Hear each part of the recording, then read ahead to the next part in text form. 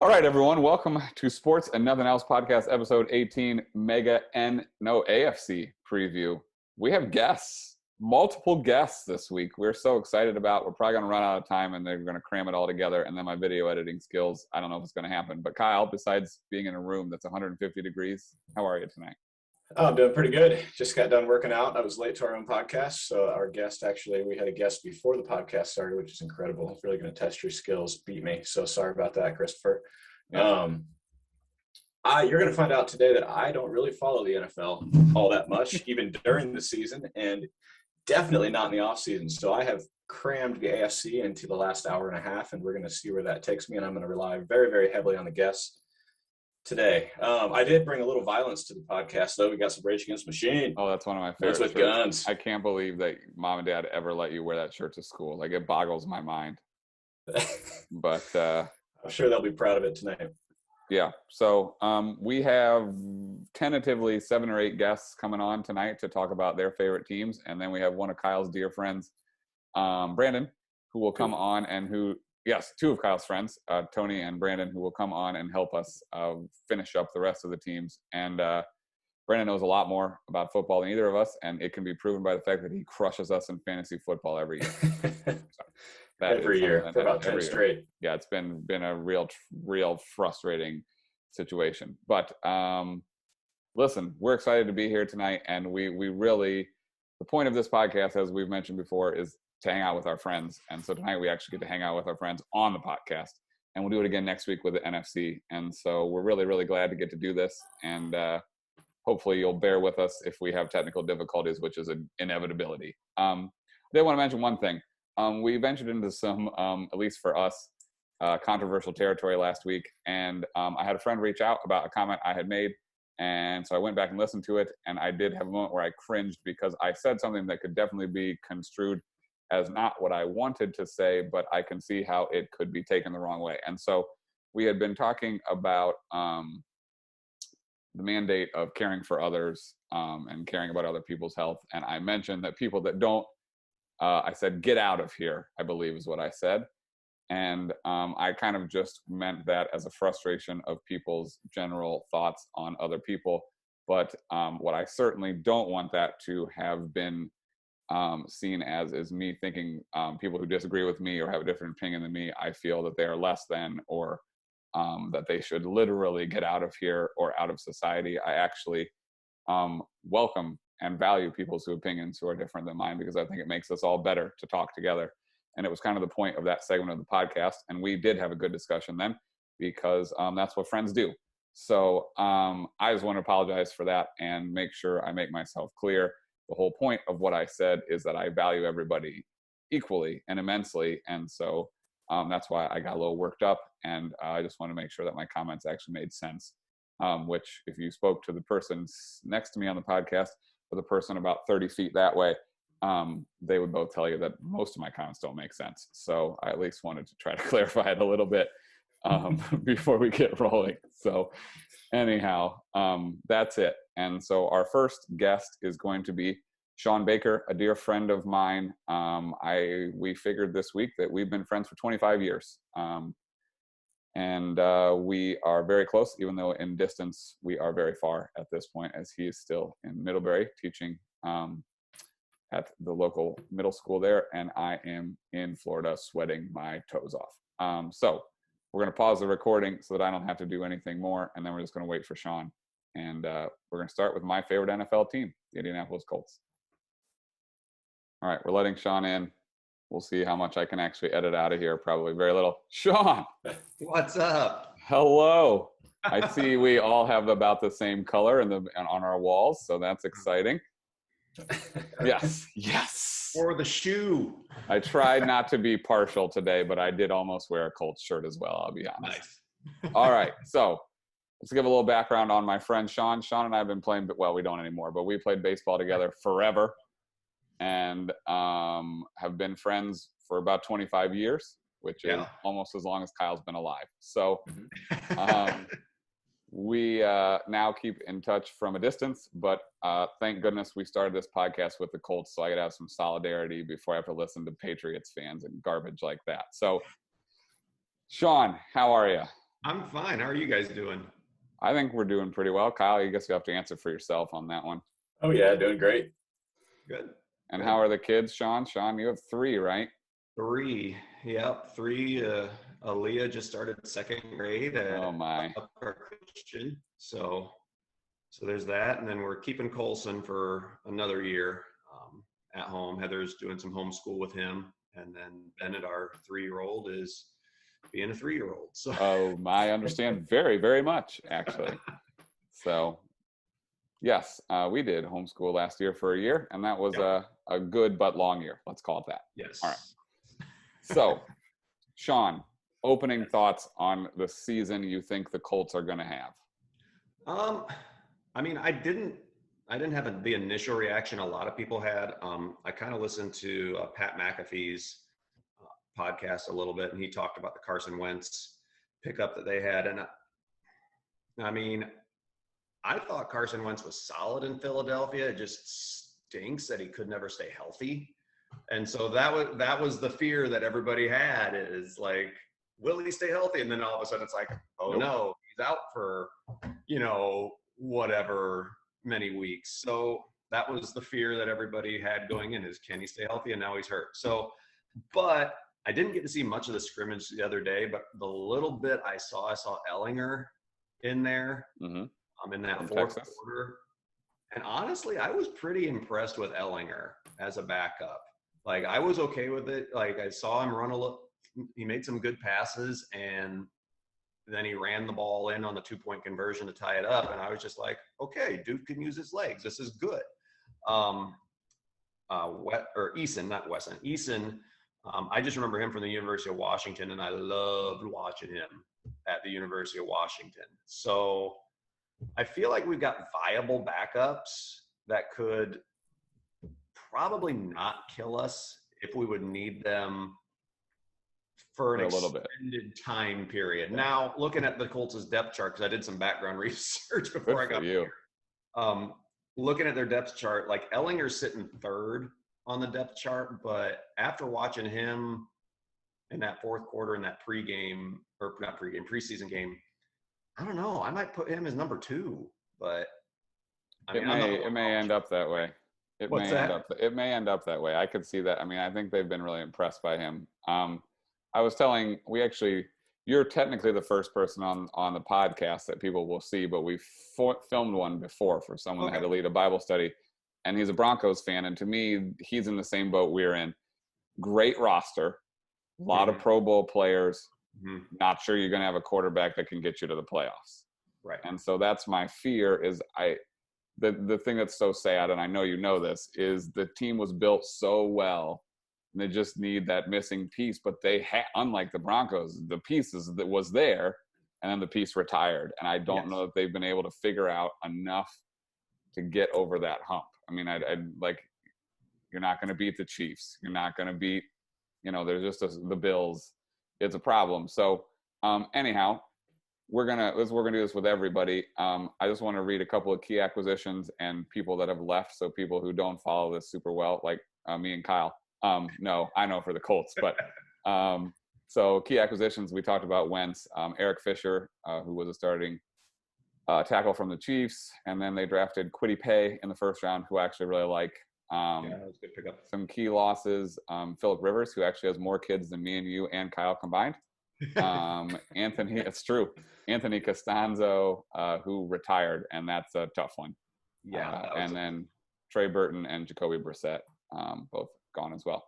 So here's a question. We can do a little more deeper dive if you want, but Pro Football Focus, which is a great website that I can't afford to pay for their premium content, has the Colts ranked as the 11th best team in the NFL. What do you think? I mean, I guess I'd have to see like who's in front. Like Seahawks are 10, 49ers 9, Titans, Steelers, Dolphins after that. So that's Titans scare me. Titans scare me a lot. And back when Manning and everybody played, like, it was just like, Tennessee Titans, who are they? And crush them. That's Kyle's team, by the way. Planet. But now, like, the Titans have done some good things, and they're scary. They are. They worry me. Trevor Lawrence worries me like for the next 15 years of my life because I think he is going to be awesome. But I'm not worried about the Jags right now, obviously. And the Texans are a dumpster fire, so we don't care about them either. Yeah, that's what I saw on the yes. message you had. I was like, oh, good, the Texans, we should be able to beat. Yeah, no, we're not worried about that. I mean, Deshaun Watson's still going to get suspended at some point, I think. But we're not going to worry about that one. We're not going to touch that one. All right, next question. Yes. The current Vegas over-under, reminder to everyone, 17-game season this year. Colts is 8.5 wins. Would you take the over or under? Ooh. I just looked on FanDuel Sportsbook, which is our official podcast partner. They give us a lot of money, Sean. Heavy sponsor. Yeah. In the form of $0? Yeah.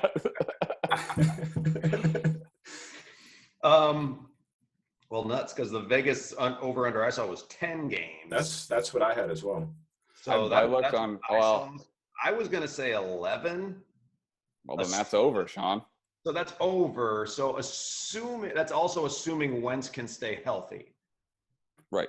Because, like you said, we had some key guys on the O-line retire, but when I looked, like our 3 center guys are still there, which is good. Yep. And then our tight ends are fine. I think our receiving core, Pittman, I think will be way better this year. Like him. Yeah, I like him a lot too. And I think if Pittman gets going, that'll open up some things for TY, which will then benefit our offense. But I like Pascal too, by the way. Oh yeah, not Pascal, to get too into the weeds. He did some good things last year. But man, we've got like a 3-headed monster at running back. Yes. It's great. And that excites me a lot, especially since Marlon Mack's coming back. I'm just if it's me and I'm right and we've got a decent and our offensive line is getting a good push, I'm just like, here, take the ball and run, kid. Yeah, please, because Carson Wentz going to get tackled one time and be dead. So yeah. All right, so you're taking solid too. So yeah, it's a good roster. Go ahead. No, it's a good roster. I mean, it really is. Not back when Manning played, when it was just like, ugh, our defense is just barely going to keep us in here. Like Manning just needs to run the score up. Yep. Way back when. But like Leonard and Okereke in the linebacker positions are monsters. Yeah, and really good. For years, like I always said, we need to beef up our O-line, beef up our linebacking core, and get a viable secondary, and we'd be fine. And finally, it's like looking like that's coming to fruition. Agreed. So. All right. I hate to make you run, but I got 2 people in the waiting room now because we always go over. So that's okay. Kyle, quickly, over or under 8.5? So I thought it was 10, and I was going to take the under. If it's 8.5, I'm going to take the over. If Wentz is even 60 or 70% of what he was in 2017, which I believe he was playing for Reich, they're going to run over the AFC South. It's not a very good division. I don't believe in the Titans as much as you guys sound like you do. They're way, way, way too shallow if anybody gets hurt. Yeah. All right. But yeah, I'm going over also, 8.5. but 9 wins would be my pick for the Colts this year. All right, Sean, last thing. Get people in the playoffs this year, maybe? 9 is tough to get. You probably got to win 10 games. Okay. All right, Sean, your Super Bowl pick. I call a rematch, KC versus Tampa Bay. And who wins? As much as I dislike Tom Brady less as a Tampa Bay Buccaneer. Sure. So I'm probably going to go Tampa Bay again as a repeat. All right. That makes me sick to my stomach. But, Sean, we sure do appreciate you coming on, and we'll have to do this again for sure. Sounds good. We'll see you guys. Good to see you, Sean. All right, everyone.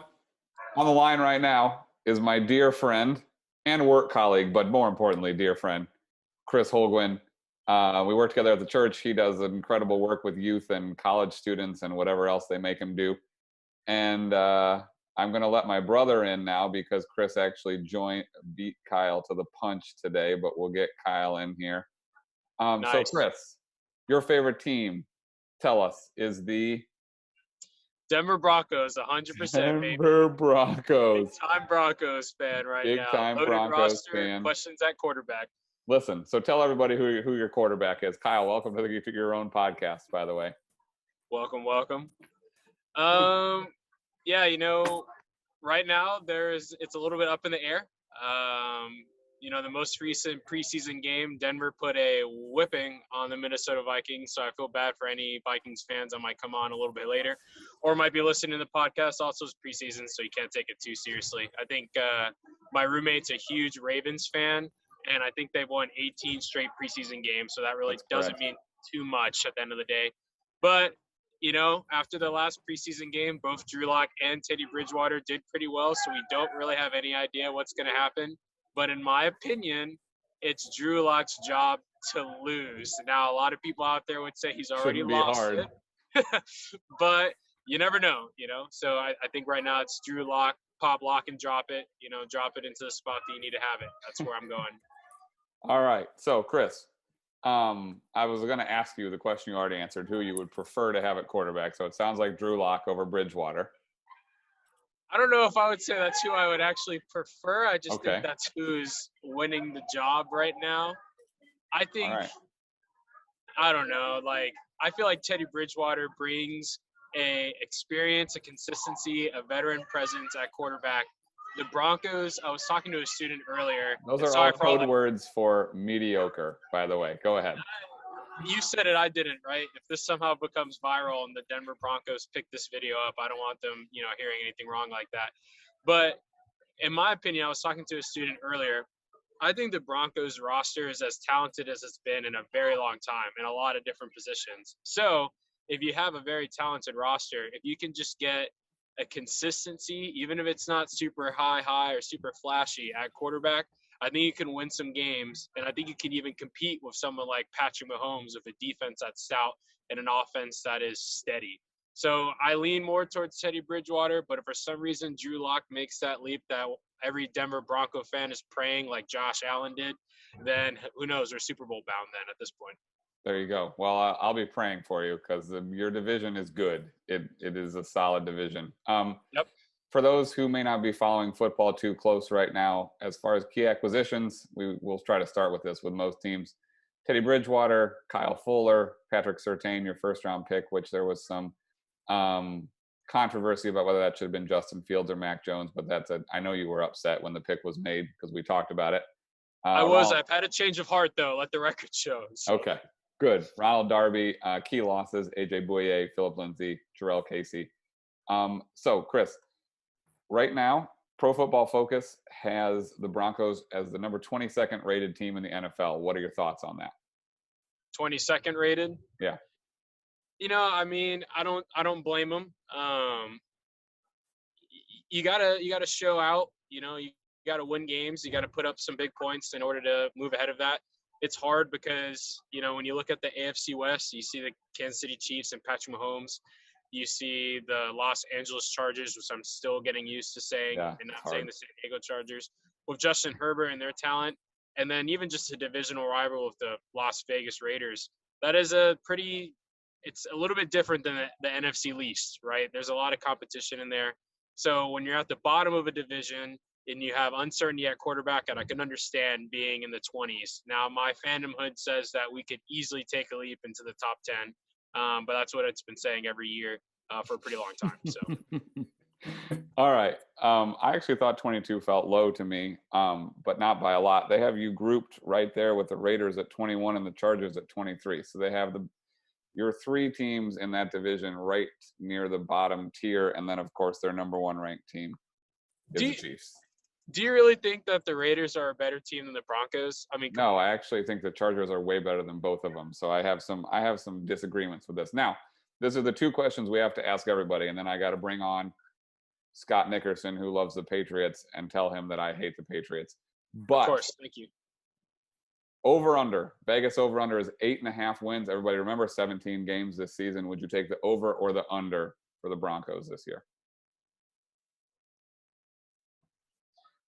I'm going to sound like the irrational fan that just is always going to be optimistic, right? And there's definitely seasons where I don't feel like that. When they went 4-12 years ago, that was back when Kyle Orton was the quarterback, I would have taken the under on whatever they predicted. But I want to say over because I think the defense gets a lot better this year. Vic Fangio, it's his second year under that system, right? I think they were starting to catch wind towards the end of the year under his defensive scheme. You plug in better corners. And Patrick Surtain, if everything that's being said in training camp, that he's been hyped up and getting a pick six in that Minnesota Vikings game, he can plug in anywhere. I think that's a dream. Bradley Chubb comes back. He's healthy on the other side of Von Miller, so I think they're going to be able to get to the quarterback.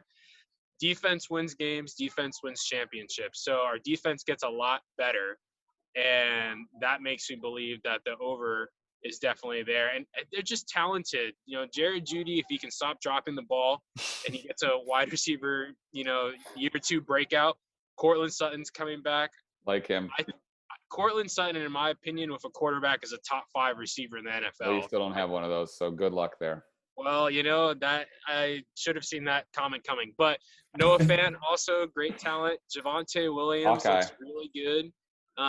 So I take the over on that one. I think, last year's season, we can make all the excuses, and I definitely have made them all for Drew Lock, and you know that as we've had conversations, right? But COVID season, the off season was wonky. People didn't get to really train that well, figure out their systems. I just think with all those pieces, I have to take the over. I like to think that they can win at least 9 games and maybe get 10. 10-7 is what I'm hoping for. I appreciate your optimism. Kyle, what's your pick over under 8.5 for the Broncos? I've got over. I don't think they're going to get to 10 wins, but I do actually think, looking at their schedule, there is a road to 9. So I'm hitting the over. Well, I got news for both of you. I am going to legitimately bet my own money that they go under. So Jesse, no, don't break my heart like that. I think they're 7-10. I think they're 7-10. There's no quarterback play. Chris, your team is the same as my team. I really like your team. I really do. And I really like the Colts team too. But the quarterback situation just blows the whole thing up, and your division is so good. I think the Chargers are a playoff team. I really do. I think Herbert is going to be unbelievable this year. Oh, I agree. You had that with Mahomes, and the Raiders are going to be in the same boat as you, which means you probably split with them. True, that's true. I mean, I like your team better than the Raiders. I do. I like your coach better than the Raiders. Let's go. But I don't see you winning with a winning record with those quarterbacks, because you know how I feel about Mr. Locke. Yeah. But Chris, I have a soft spot for the Broncos because of Peyton Manning. So if they surprise me, I'll be happy, but I will have lost money, legitimate, actual money. So, all right, last thing, your Super Bowl prediction. Can just be a matchup. You can pick a winner if you want. Super Bowl prediction. I'm going to go with the Bills in the AFC, which I think is not like, a crazy, Chris, reasonable. Yep. Super radical pick. Bills in the AFC. And then the NFC, I'm going to go with I also want to be kind of interesting. So maybe I could have a career in this kind of a field of podcasts and sports commentary. I don't think Tampa Bay repeats. I know they have a loaded roster. I don't want to live telling my son 10 years from now about, Dad, who's Tom Brady and how is he dominant everywhere he went? I just don't want to answer those questions. I'd rather tell them how I lost money for multiple years straight and how Patrick Mahomes is still robbing me of my joy while I'm taking my kid to parent-teacher conferences, which is a weird thought because he just signed all that big deal. But NFC, man, I'm going to go with a dark horse. And I'm going to go with the Seattle Seahawks. Seattle Seahawks against the Bills. And then I think Bills Mafia finally gets what they have been yearning for years. And the Bills take it home. All right. I like that pick, Chris. Well, you're actually late now to the thing you're supposed to be doing in ministry. So we're going to let you go. But thank you for taking some time out tonight and popping on. Hey, the 2 things I love, God and football. I had a student walk up. I told him to hold on for a quick second. I have to explain myself here right after I get off. But, hey, go Broncos. I think you're incredibly wrong, Jesse Bachman. We're definitely betting on the over. But who knows? We'll see what happens. All right. Thanks, Chris. See you later. We are welcoming Matt Lafferty, my wife's cousin and fellow board game aficionado, to the podcast. There we go. I never remember to unmute. See, look at all the board games in the background. I got to stay on brand here, man. This is my whole deal. Yeah, it is your deal. So when I say fellow aficionado, I should say Matt is a more of an aficionado than I am. But when we do family we have gatherings, a problem. yeah, when It's we a do real family problem. gatherings, everybody knows Matt's going to bring the games. It's going to be awesome. So it's good. So Matt, you Yeah. are a Buffalo Bills fan. I'm a Bills fan. You are a Bills Yeah. fan, and last year was a good year for you. Last year was fun. Year was fun. Yeah. I've been in this part of the country long enough to just have a little bit of defeatism just kind of baked into my whole outlook here. So last year was nice. I mean, our first guest picked the Bills to win the Super Bowl. So Hey, I appreciate that. yeah, you could give. His name is Chris, and he's a wonderful human. And He hopefully sounds he's like a good person. Yeah, that sounds great. Yeah. So Matt, this is my brother Kyle. By the way, I didn't even introduce him. So I know Yeah, you. Kyle. I'm not Hey. sure we've ever actually met, but it's a pleasure. You as well.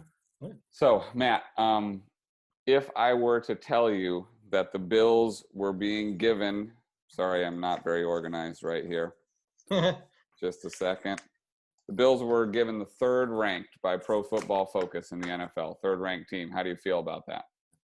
I think that's pretty close. Yeah. All right. And I think man, I have a lot of feelings I like about feelings. that.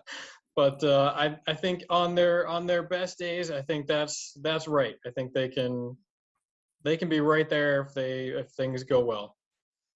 I tend to agree. I actually love their team, and we've been trying to do this with every team because Kyle and I don't follow football as well as maybe we should. And I know you mentioned that you're not going to give like a 30-minute scouting report either. So key pickups for your team this offseason: Emmanuel Sanders, who is old but still a solid player; Matt Breida, who me and Kyle named our fantasy team after for a couple of years. Well, that went well. Bears beats Breida, Mitchell Trubisky, who's terrible. People you lost: John Brown, who was your number one wide receiver last year. Or no, 2 years ago. Stephon Diggs was last year. Andre Roberts and Tyler Kroft are tight end. But honestly, you have one of the best rosters in the league. It would be exciting to be a Bills fan instead of a Colts fan right now, I'll be honest. So yeah, I just something about going through the cold part of the year and listening to the local radio guys just become increasingly depressed it got so old. It was so bad. It's a nice change of pace to think, okay, I think we're going to get through the cold months and everybody's going to be still kind of holding it together and feeling decent about the Bills. And I'm on board for that. I'm ready. All right. Well, I like that. Now, have you, because I've heard it's incredible. Have you ever been in person to a Bills game? I have been to, I think I've been to two events at which Bills players played football. I think one was a preseason game, and then I think I was at another just throwaway regular season game. Gotcha. Years and years ago, and they probably lost, and it was just kind of a non-event. But you're not wrong. The parking lot is a real situation down there. But the stadium's good. It's a fun time. But I'll admit that growing up in Columbus and going to probably more than my fair share of Ohio State games, almost everything else tends to feel a little muted, comparatively speaking. So that's not to disparage the Bills atmosphere or anything, because it gets pretty nuts. But I haven't been there for any of the real intense stuff, so it's hard to really speak to that. Sure. All right. We're gonna hustle. We don't mean to rush you out of here because I'd talk to you for 20 minutes about board games if we had time. Hey, but we do this with everybody. Yeah. Vegas's current over/under for wins for the Bills, and a reminder, it's a 17-game season this year because the NFL doesn't care about its players, is 11. 11 is the over/under. So would you take an over or an under, or in this case, because they don't have the half on there, you could take a push if you wanted to? Oh, man, I feel like 11 is pretty correct. I think those dudes know what they're doing. I'm not sure 13 is doable like last year, but I think I'll probably take the push on that, and then hopefully be pleasantly surprised when they win, 12 games. I think you could get, if you were a gambling man, you bet the push, you can usually cash in pretty well if you're right. Kyle, over or under 11 for the Bills? So I had 10.5, and I'm gonna make you allow me to keep 10.5, and I'm gonna take the over. They went 13-3. I love it. You gotta have a little flexibility here. I mean, they went 13-3 last year. They get an extra game. I don't think you're gonna see quite the same Josh Allen this year. Maybe a little bit of a regression to the mean, but he looked awesome and he was really fun to watch. So I am gonna take the over, even if you make me take it at 11. I think they're gonna be good again. I actually have them at 13-4, so I am taking the over as well. I don't think I've been more wrong about a player than I have been about Josh Allen in the last 5 years. I thought he was going to be terrible. He was not accurate. A whole lot of people. He wasn't accurate against bad small college players. I was like, it's never going to work. And then all of a sudden, he's freaking throwing lasers all over the field. So, I just looked at his completion percentage a minute ago, and just it's unbelievable how much he has improved year over year. So, Stephon Diggs helps. It's a good thing to have. But. And Cole, Mr. Anti-Vaxxer himself, also was awesome last year. So. That dude needs to stay on Twitter. I can't get in trouble again this week. I can't get in trouble this week again. I move on. Last thing, your Super Bowl prediction. Do you want what I want to happen or what I think will actually happen? You can do it with your heart or your mind. Your choice. What I want to happen is Bills and basically any team not featuring Tom Brady. Okay. I'm going to put Bills and not Bucks. Yep. And then Bills for the win. Yeah. It's time. Right. They are due. Listen, that's 2 for 3 now, picking the Bills to win the Super Bowl. I like it. All right, Matt, we sure appreciate you coming on. Sorry to rush you off. Yeah, buddy. No problem. Get to it. Talk to you soon. Good to meet you, Matt. Yep, you too. All right. Out goes Bills. In comes Jags. My friend, another Kyle. A double Kyle. Nice.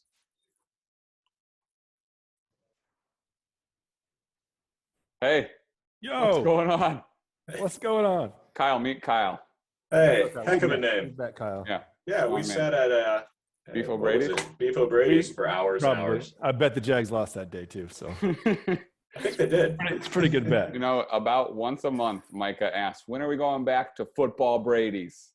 When the Jags win the game. I give her that one. Yeah. That's the last time I watched the Jags is when the Jags won a game. Remind me who that was against again? Oh, when we were together at the game, you mean? No, the last Jags victory, which was 11 games. Yeah, of course it was the Colts. Gosh, fun story. Kyle's brother kindly invited me to come to a Colts Jags game a couple of years ago. And Andrew Luck, as it happens, was hurt. And then Matt Hasselbeck got hurt. And football Jesus came in, clipboard Jesus, Charlie Whitehurst. And the Colts lost by 40. It was a disaster. A great day. That picture, I'll send you that picture again. That was a good That's right, Kyle. You got to see that picture. It's a tough one. So, Kyle, you are a Jags fan. Hey, I'm excited to be on The Ringer. Yes, the Ringer Podcast Network. I'm your Jacko. Yes. Are you going to drop F-bombs? Because this is a family-friendly podcast. I'll talk about the Jags instead of the Yankees. So okay. Yeah. You're more excited. Yeah. So, it's got to be exciting a little bit right now to be a Jags fan. Trevor Lawrence. Look, this is the era of cautious optimism. All right. Look at that. You are so prepared. As a Jags fan, I'm still living in 2017. I just refuse to look at the last 3 years. So I honestly have not watched. I saw them play one game last year and we won. It was so bad. I stopped watching, knowing that we had no chance with Gardner Minshew. It was tough. But it's at the point now with the Jags fans where it's like, prove it. All right, you're number one pick. You're nothing until you prove it. You're a coach from UF, nothing until you prove it, right? Show me you can win before I get excited. That's reasonable to me. Okay. Yes. This is the best segment we've ever had on this podcast. Did you even know we were doing a podcast? You shouldn't. I see you on Facebook. Okay. That's I checked out a couple episodes, but all right. Like, too that's long. trash. I got a short Yeah. attention span. Yeah, you put us up to like 3 When times. you start talking speed. about baseball and Colts, I'm out. Yeah. Okay. Fine. Well, you can skip the first part of this podcast then. So you saw that Tebow was released yesterday. Yeah. Who Yeah. cares? It doesn't matter. We all knew it was. It was a distraction from the real team, which I liked. It was probably a great strategic move. Yeah, probably. So, I got Pro Football Focus analysis in front of me here. They have ranked the 32 teams. Would you like to guess where they have ranked the Jacksonville Jaguars to start the season? 30. That's really good. They have you at 29%. At number 29. Better than the Bears. Number I don't know 29. who the other team is. Yeah, the 3 below is the Eagles, Texans, and Lions. Texans are terrible. Texans are terrible. We're going to enjoy that at least this year. We got the Colts ranked ahead of us? Oh, they have Colts at number 11. Colts have a good roster, but they don't have a quarterback. Yeah. Have fun with that. Yeah, no, I'm miserable actually. I have no faith in any of their quarterbacks. Yes, they shouldn't. All right. So the next question, we're going to look at the Vegas over/under here for the Jags, and I want you to tell me if you think it's going to be over or under 6.5 wins. Reminder, because the NFL. Are the odds 6.5? NFL, remember 17 games. Oh gosh, we have an extra game this year. Yeah, the NFL doesn't care about its players. They just want money. You know that. 6.5 for a new quarterback and a new coach. Yeah. Well, Urban Meyer, he might quit halfway through the year. That's kind of. We've won more than 6.5 games once in the last probably 8-9 years. That'd be the year you almost went to the Super Bowl. 2017. Yeah. Always remember it. Went to the playoff game. We're going under. I would bet under. We're going to win five games. Do you want to go over this year? Absolutely. Yes. Okay. That means we have a quarterback. No, you definitely have a quarterback. I would like to see competent quarterback play. That would be fun. I would like to see a little inspirational offense. Like, let's not just hand it off and watch somebody run into our terrible. It's been so bad. And I'd like to see a spiral. How about that? What about long flowing locks for those of us losing their hair? So we've been through it with Gabbert. In my opinion, every quarterback should shave their head and they need to earn their long hair. I like that, like an angel earning their wings. It got to the point where Gabbert had to cut his hair because he just couldn't. He couldn't go out there with long hair and play the way he did. So what about Charlie Whitehurst? Scared about Trevor. Charlie Whitehurst grew it all around. So like okay. But Trevor's got to earn it, but he's looking good. And did you like that they paired him with his backfield mate from Clemson? Whatever, running backs. Plug a running back in, right? Well, that was my question. James Robinson was awesome last year, like the best part of your team. Awesome on a 1-win team. So what does that really mean, right? Well, it means he helped fantasy owners. That's about it. That's about it. We have no idea how good he is. Final question before I get to the actual final question. Are you still playing fantasy football? No. It's glorious. That's a wise man right there. Get me out of fantasy football. I quit 2 or 3 seasons ago and just watched the Jags, and it's glorious. And last year I didn't watch football, so it was actually it is glorious when you can just focus on your team. All right, I'll keep that in mind. I have 3 drafts next week. Yeah. I just got a text. We have 4 now. Wait, I'll tell you, it causes so much stress, but it does force us to spend time together. So that's why we do it. That's true. Bet on the games. That's what I would do. Yeah. I'm already betting on the Broncos under. I looked at their over under. There's no way. What's their number? 8.5. They got no quarterback. I don't even know who the quarterback is. Is the kid from? It's either Locke or Bridgewater. And they're both terrible. Ooh. Yeah. It's worse than the Colts. That's bad. All right. Kyle, with more hair, over or under? I actually really went back and forth on this, and I do also love that Clipboard Jesus has been on all 3 of our teams. It's fantastic. All in the AFC South. At 6.5, that's a tough number. I actually like your skill guys, but with a rookie coach, rookie quarterback, I think it's going to be 5. I'm going to go under. I actually was shocked when I saw 6.5. And I would much rather be a Jags fan and the trajectory you're going than a Colts fan right now. But for this year, I don't think so. Not quite yet. And so about 2 years. I think 4 or 5 is the win total. But I think from everything I've read, people are blown away by Trevor Lawrence, and I'll be cheering for him. He seems like a good guy. He's already made me money selling his football cards, so great. Prove it. I hope he does, especially for your sake, Kyle. That's right. Because I've never heard someone say, "Oh my gosh," this many times in a 3-hour span than when I watch Jags football with you. So pretty bad. Yeah.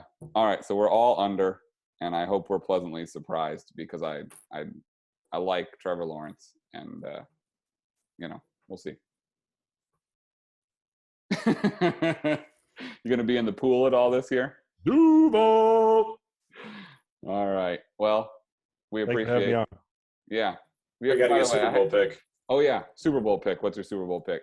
Well, I'm not betting against the Chiefs ever until they lose. They lost the Super Bowl, but you can't go against them. NFC. Holy, what is your Super Bowl pick? That's probably revealed at the end. Next week we'll do that. Sorry. You got to go with the best quarterback. I guess you got to go with the Packers, but are they going to be good this year? I have no idea. They were good last year. They should have gone to the Super Bowl. They fell apart against the Bucs. Yeah, when you think about Breeze is gone now, and now you got Rodgers is the one left, and Brady. But I can't bet on the Bucs. I'm not going to. No, I don't know. No one wants to do that. No. All right, so you're going to put KC as your winner? Absolutely. Got to go with Mahomes. He is Steph Curry, changing the game. He threw like the 5 most incredible incompletions I've ever seen in the Super Bowl. He's the most incredible athlete I've seen play that position. I totally agree. Changing the game, and the next generation is going to be a completely different quarterback. Listen, you talk about that. I was coaching my middle school basketball team last night for Upward, and legit, we scrimmaged, and they just took like 83s, and I wanted to bury my head in a wall. That's what Steph Curry's done to youth basketball. Exactly done. That's what he's done, and the next round of quarterbacks is going to be able to throw it 85 yards on the run, throwing it across the field, blind. Right? Yeah. Changing the game. Yeah. Well, thanks for coming on. Tell your family I said hey. Thanks for having me. All right. See ya. See you, Kyle. Yeah.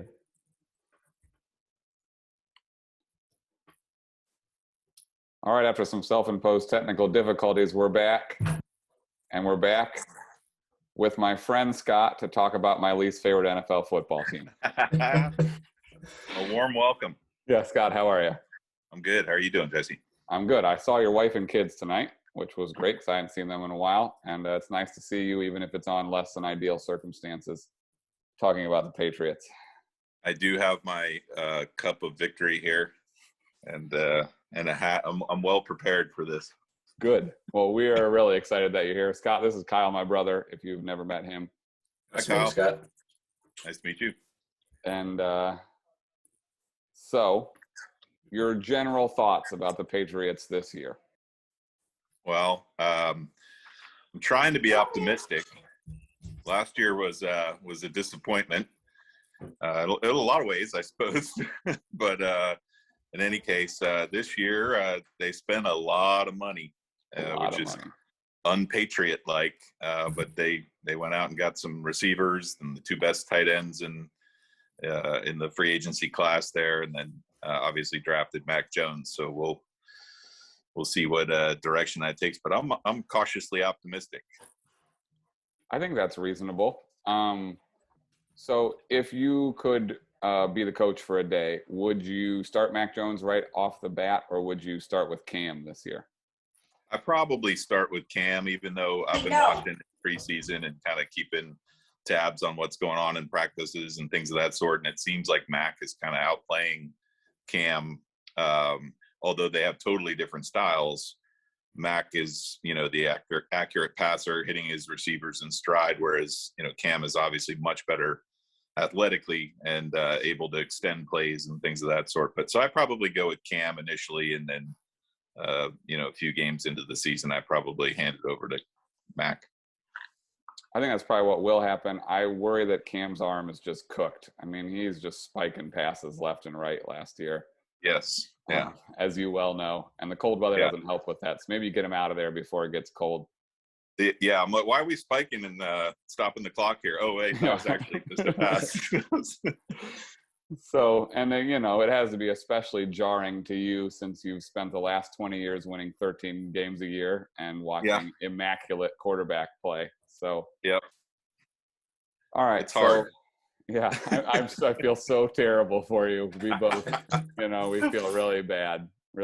So, so we're doing this for everybody because not everybody follows football real well. That would be me and Kyle included. Key acquisitions for your team. You alluded to it. Jonnu Smith and Hunter Henry, the tight ends. Nelson Aguilar, who is fast as lightning. His hands are not great, but he can run. Matthew Judon, the linebacker. Kendrick Bourne, who I actually really love, wide receiver from the 49ers. And like you said, Mac Jones. Key losses, Julian Edelman, who was a Patriot through and through, and Marcus Cannon, offensive lineman. With that being said, I have a cheat sheet here, Pro Football Focus, who gathers all these analytics together and then rates players and teams. Probably see it on Sunday Night Football. Actually, they always have their rating when they do these starting lineups. What do you think they rated the Patriots 1 through 32? Power rank them to start the season. 12. Optimism, I like it. They have them at 16. Which I actually think is a little low too. I just have that much faith in Belichick, whom I despise, but how do you not respect somebody like that? So 12 is probably good. They're right, the Cowboys are right below them and the Cardinals are right ahead of them. But if you had to ask me if I'd rather bet on the Pats or the Cardinals to make the playoffs, I'm betting the Pats for sure. So I'm with you on that. All right. Over under. We're FanDuel, big sponsor of ours, as you can imagine, on this wildly money making podcast. Has the Patriots their over under for wins this year as 9 wins? Reminder: 17 game season, not 16. Yeah, a little extra football for all of us. Would you take the over or under on that one? I will confidently take the over. Yes. Not because I'm biased, but because they almost won 9 games last year and they stunk last year. So I think with all the additions, I think they can squeak over the 9-win mark and maybe get a 10 or 11 this year. We'll see. But and they also have an easier schedule than normal. That's correct, because they didn't win the division for the first time in my life. You're correct. Yeah. So that, and then there was one free agent they grabbed that doesn't really get the headlines, or I guess it may have been a trade, but Trent Brown, the big left tackle that makes me look small. Yeah. I think he's like 6'8", 370 pounds or something like that. And he just mauls people with running the ball. So I think Damian Harris. I like Damian Harris. I think he's really good. And they got Ramondre Stevenson, a rookie running back that he had 127 yards, albeit 90 of them came on one play the other night in the preseason game. But he's a mauler. Yeah. All right, Kyle, over under 9 for the Patriots. So I think I'm going to go with you with the over there.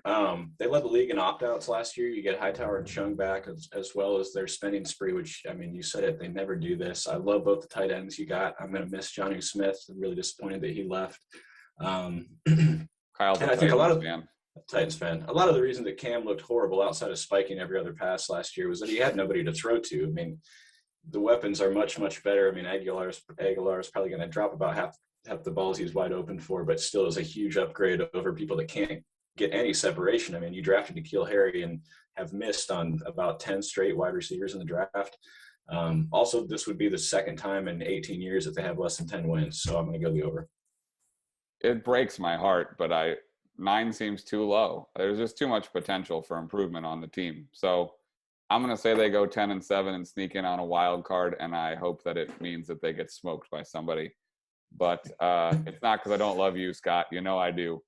It's just a lot of old pain from being a Peyton Manning and Colts fan. So anyhow.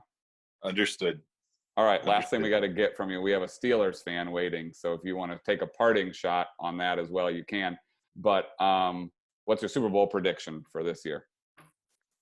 Gosh, I wasn't really prepared to answer that one. I mean, I guess the easy answer would be the Chiefs go back again, and the Bucks probably go back again. I don't really see anybody unseating either of those teams as the top of their conference. It's hard to argue against it. And who do you think will win this year? I think the Chiefs probably get it done. last year, I think they were missing a couple of key offensive linemen for the Super Bowl, and the Bucs were all inside that backfield, all night long and making It moans. was brutal. Yeah, so I don't know that they're able to replicate that if the Chiefs' offensive line's healthy. I think the Chiefs probably get it done. And I don't want to see Brady win another one without the Patriots. Yeah, that starts getting a little fishy, Yeah. All right. Well, Scott, we sure appreciate you coming on. Look forward to seeing you at basketball in the coming week. Right.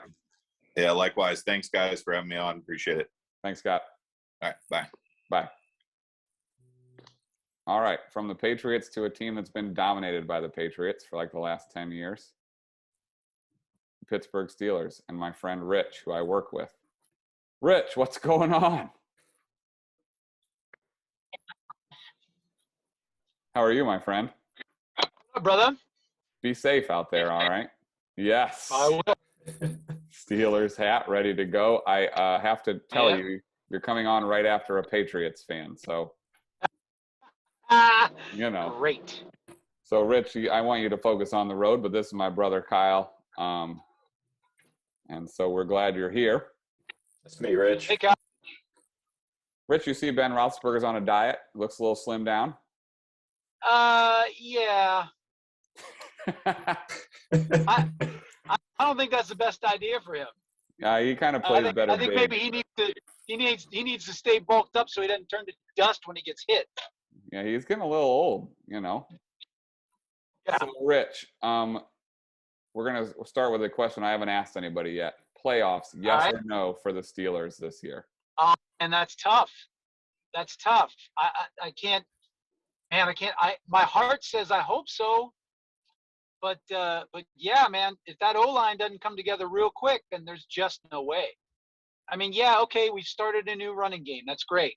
We have wonderful, deep wide receivers. That's great. We got a new secondary defense, and they're on paper they're just wonderful. But we just won't know. We just won't know until the rubber hits the road. So I'd like to say yeah, but then then you got the Browns, who is just getting better and better all the time. Cincinnati the same. The Ravens are always tough. I mean, it's always been a tough division in the first place, and now you're asking these brand new, very, very talented for sure, but these brand new players to go up against the best, basically. And yeah, I would love it if they made the playoffs, but man, I don't know. They could. That's about where Vegas has them. I've been asking people, Pro Football Focus, which is they basically take analytics and they crunch them all together and they try to figure out who's what. They've put a preseason power rankings together. You want to guess what number out of 32 they have the Steelers at right now? You know what? I didn't look that up, so I don't know that for sure. Good. But if I was going to guess, I'd say 17. I like this. A not so optimistic fan. They actually have them at 13. Oh, good. Which Excellent. I think is probably close. I mean, you still have an outstanding defense. I don't think that can be argued. Yeah. TJ Watt, just a monster. I mean, yeah. I mean, some might credit DeCastro's success a little bit, because of the fact that Watt was there. But Sure. So we've been doing this with everybody because we know not everyone is as avid a fan as you.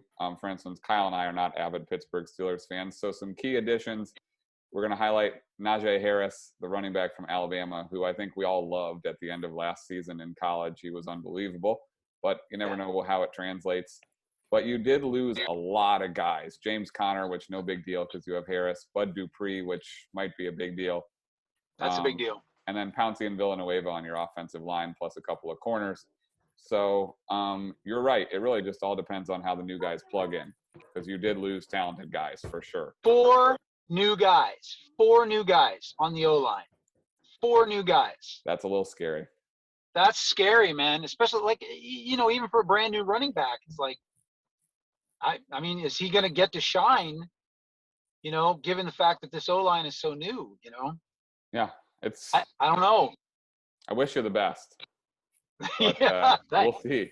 I'm sure we'll commiserate over wings. Rich and I get wings on Tuesday a lot. That's right. In fact, we got wings yesterday. I sat across from Rich and ate 20 wings. and talked with him yesterday, and it was great. Rich, by the time half those wings were gone, was there a pile of napkins about as tall as a skyscraper? How did you know that? He knows I don't like to lick my fingers. Yeah, won't do it. Yeah, I'll have to bring a couple of terrible towels to cry in next time. Yeah, there you go. There you go. All right. So, Rich, last two questions here. All right.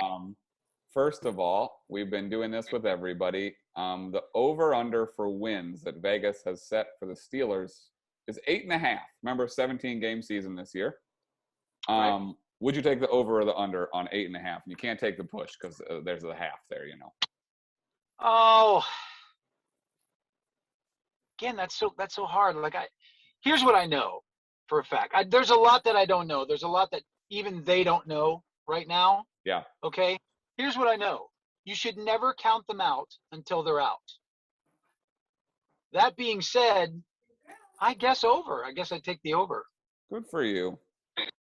Kyle, over under 8.5 for the Steelers. So I really struggled with this one. This would be Tomlin's first ever losing season if you take the under here. The problem is they kind of hosed themselves by getting really lucky and going 12-4 last year because they squeaked out some games I don't think they should have won, which means that they won the division and have a winning division schedule. So I'm going to go under. I don't love the pick, but I just think with the offensive line and how old Big Ben is and how immobile he looked towards the end of the year last year and banged up, I think it's going to be pretty ugly if it's Mason Rudolph. I mean, I agree with that, but because of the strength of program for so long, I am taking the over. I see them winning 9 or 10 games. I do. I don't see them winning more than that. And I think it will be because of the defense. And if Ben can just be competent, which I think he will be, I think he's a little rededicated this year and healthy. I think you have to win 10 games with that roster. So that would be my pick. Now, to be fair, Jess, you said last year, you said that they would win, I think you said 8 games. And they won 12. Last year. Yeah. You make a fool of me again and win 6? Is that what you're saying? Food for thought. Yeah, that's what I was saying. No. Okay. Listen, you know I love you, and I won't be mad if they're good. That's for sure. Unless they beat the Colts, then I'll be mad. All right, then. All right, last question. Super Bowl prediction. 2 teams and a winner.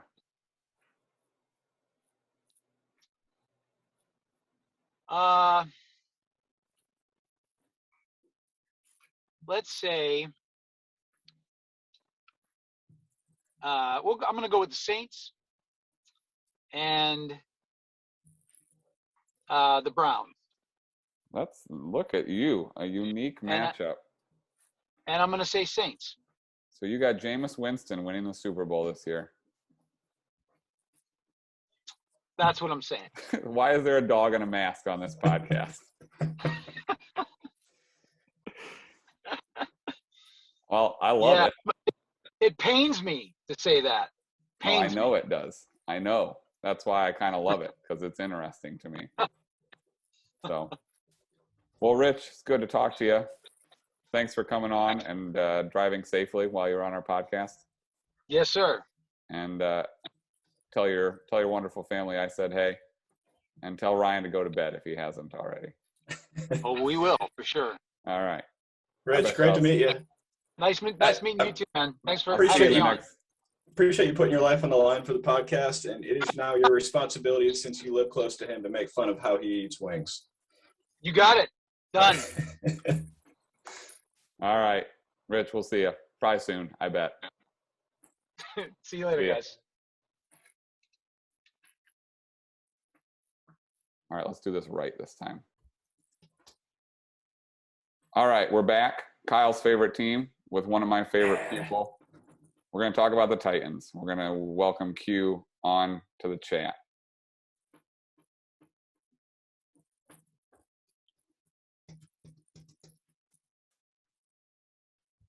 Here he comes. Power of technology. We're not editing any of this. Keep it all in. Keep it all in. Hello, my friend. Hey, guys. What's going on? Not much. Thanks for having me. So, Q, my brother is on the line here. He is also a Titans fan. Yeah. Very Yes. nice. And you know we're division rivals because I'm a Colts fan. So, first question, are you going to win the division this year? Yes, I was actually thinking about it earlier. I'm like, there's really no competition right now. Who's going to win it? Yeah, no quarterback for the Colts.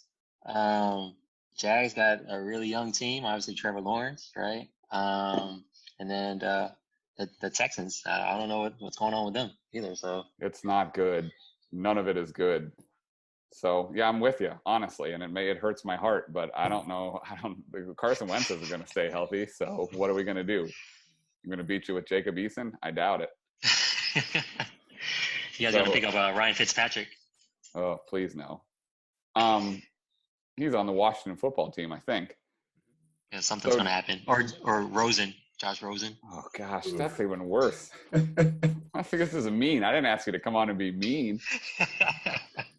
So tell us how you became a Tennessee Titans fan. Yeah. So I was living in Nashville when the Houston Oilers came to Memphis as the Tennessee Oilers, and then obviously once they started building the stadium there, had a chance. I was young, so I was like, well, the Titans are a blue team. I like the color blue. You know, I'm already living there. Why not, right? And I was like 10 years old at that time, so definitely had a team to root for. And the Tennessee Oilers. I actually had the plastic Tennessee Oilers helmet when I was a kid, running around with it on and stuff like that. And then obviously we became the Titans right after that. Well, I have to tell you, that made me laugh a lot because that's also why Kyle likes the Titans, because they're blue. I mean, we grew up in northern Indiana, so there's no reason really except that. All of Kyle's favorite teams are blue, and none of them are in the same geographic area at all. So no, it was the same timeline, though. I think I was 9 years old when I randomly just picked the Titans. And I do have an Oilers jacket that I was going to wear, but it is 1,000,000 degrees in the room that I'm in right now. So I'm wearing it in my heart. All right, so Q, right here, I got Pro Football Focus's power rankings to begin the season. What number out of 32 do you think they rank the Titans this year to start things off?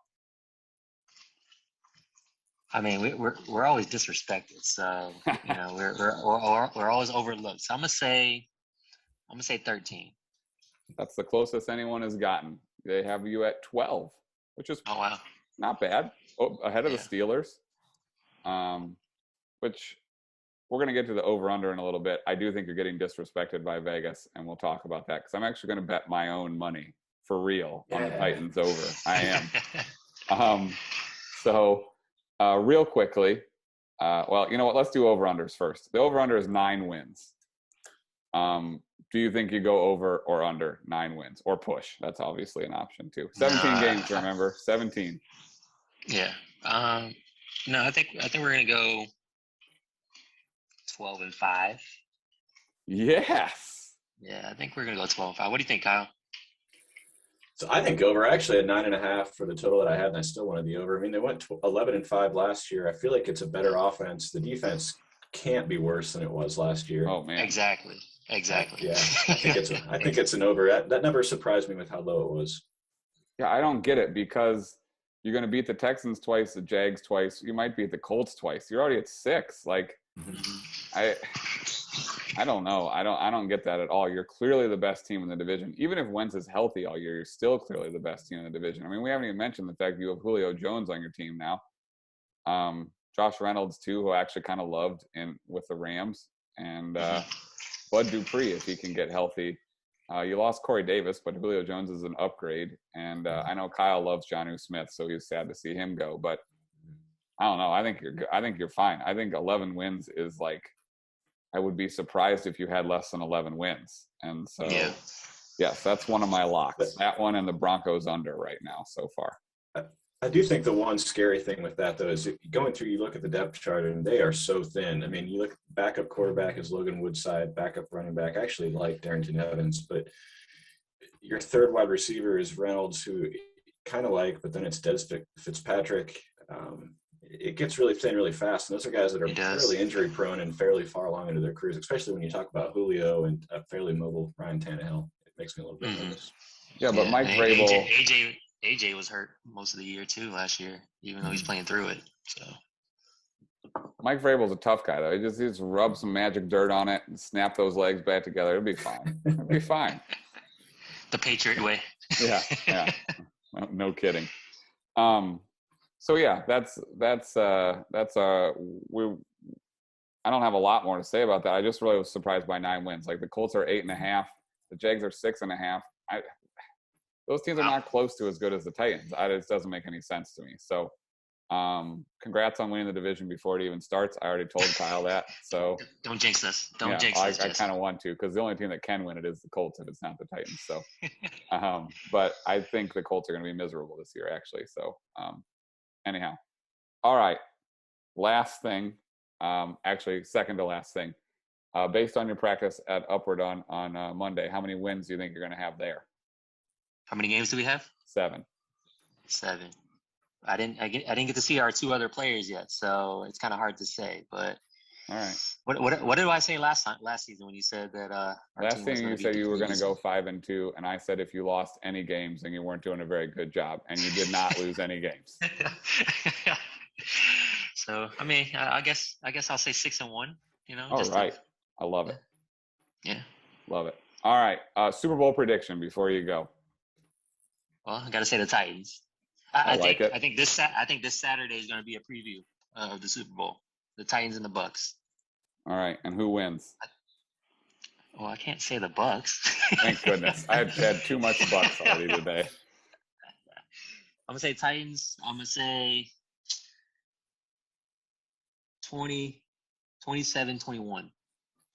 I like it. I would be actually thrilled for both of you if the Titans won the Super Bowl. I really would. Takes me back to Kevin Dyson and Steve McNair on the 1-yard line. So. Oh God. Yeah. Sorry. Come on. Sorry. I'm bugging off. You were mean at the start, so I'm mean at the end. That's it. Freaking, we were playing the greatest show on turf at that season. That was a great game. Great game. We kept up with it. Yeah. Yeah. So, all right. Well, Q, I'll see you in a few days, and tell your family I said hey. Will do. Same to yours. Best of luck to you. Thank you. Thanks for having me. Hey, good to meet you. Go Titans. Yeah, go Titans. Bye, Kyle.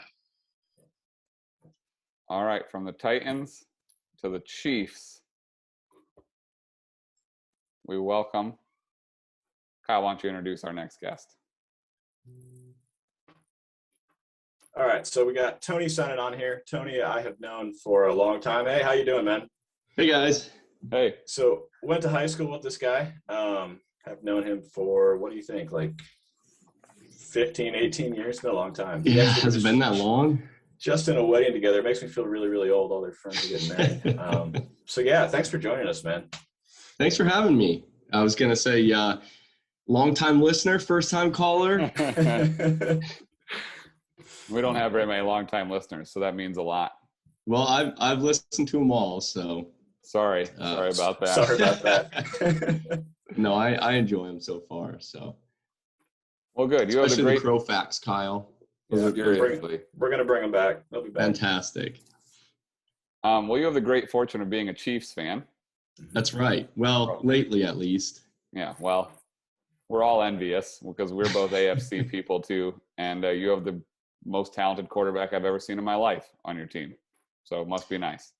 Yeah, I have to admit, I was pretty worried when they got rid of Alex Smith after having one of his career best seasons. And so I honestly wasn't sure what was going on and kind of just put faith in the organization and hoping that they knew what was best. And obviously it paid off. So it's been a lot of fun to watch. That's for sure. No kidding. I mean, I don't have a horse in the fight. That's not the right metaphor, but I will watch every Kansas City Chiefs game because you never know what you're going to see with that guy. This is unbelievable. I mean, He threw the best incompletion I've ever seen in my life in the Super Bowl, where he got like spun around and he couldn't even see, and he threw like 45 yards on a line, and it should have been a touchdown. This is unbelievable. Absolutely. I mean, catchable ball. Yeah, I watched Peyton Manning because he's my guy. Like Peyton Manning would have died on that play, and he could have thrown the ball like 5 yards, and Mahomes was throwing a laser into the back of the end zone. Yeah, Manning would have left his leg like 10 yards behind. It would have just fallen completely off. But well, he wouldn't have made it outside there. But yeah.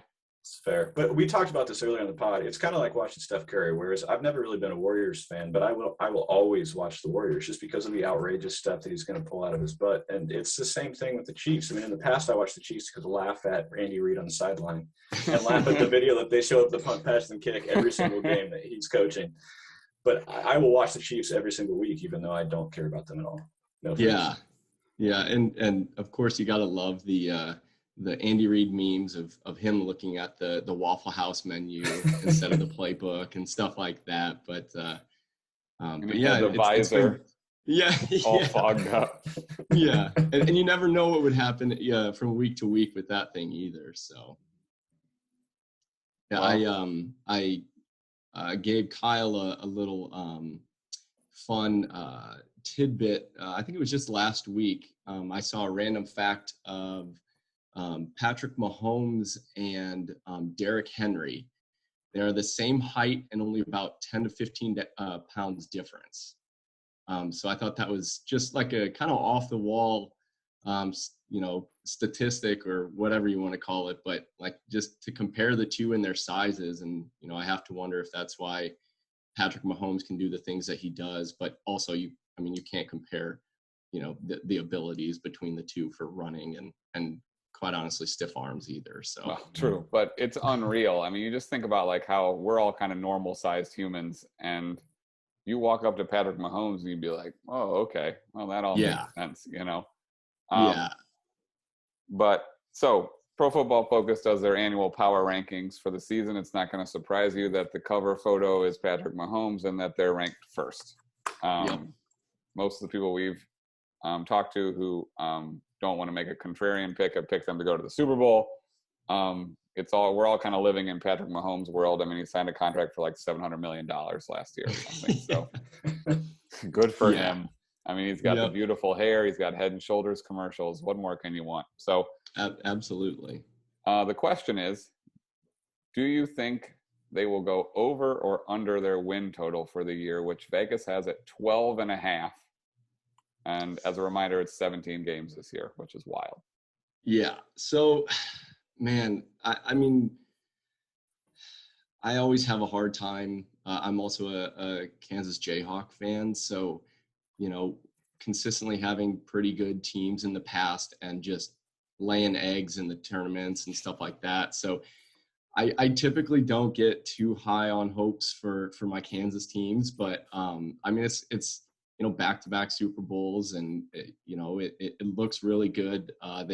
They're bringing back, or not bringing back, but they kind of re-geared their offensive line, because that's kind of what killed us last year against the Bucks. So yeah, no kidding. Seeing those signings, but yeah. So, I mean, I really want to say over 12.5, but I know that once I speak that into existence, it's going to be under. But that's saying they lose 4 games, and I think is it 5? Yeah. No, it's 4. If you take the over, it's 4. Yeah. Right. So, I mean, I was looking at their schedule, and there's a few on here that kind of worry me. And it's the Bills at the Raiders. The Raiders have had our number in the past. True. And then at the Chargers, and that's week 15. So those are 3 of the ones that kind of worry me. And then at the very end of the year, we're at the Broncos in week 18. So it depends on who's actually going to be playing that game. But there's 4 games right there that I think are a toss up, obviously with a few more. But I'd like to hope it's the over. Going into the playoffs with fewer than 4 losses. So. All right. So what should I officially put you down for? Put it in an over. All right. Over 12.5. I like it. Kyle? Yep. Over, under? Yeah, I got to go over. I had 12, but they went 14-2 last year. I don't see that this team is actually worse. In fact, I think their offensive line is a ton better. They signed a couple guys, Orlando Brown. They get Niang back, who opted out last year. I don't even know if I'm saying his name right. I don't even know who he is, but he's on my list. I'm pretty sure you didn't. Whatever, I'll take it. And they've gone over. Andy Reid has been over his win total for 8 straight seasons, and you have the best player in the NFL. I'm going to have to go over. You know, you guys, I was about to take the under, and you've convinced me. The wisdom. If Mahomes is healthy, there's no way they go under. That's the deal. So you really just a bet on health and hope that he chills out a little bit and just doesn't take any hits until he really has to. I mean, that Super Bowl was brutal to watch because he didn't have enough time to make a decision. And it was just depressing because that had a chance to be a great showdown. And if his line is intact, I think it would have been. But instead it was me having to sit there and throw up in my mouth watching Tom Brady win another Super Bowl. So yeah, I'm not interested in that again this year. So please, Patrick Mahomes, stay healthy. yeah, and we're on his side, that's for sure. Yeah. So, all right. So Tony, what's your Super Bowl? You know what? I don't want to ask you that after I ask you one more question. Do you have any embarrassing stories about Kyle that you want to tell on the podcast? Oh, come on.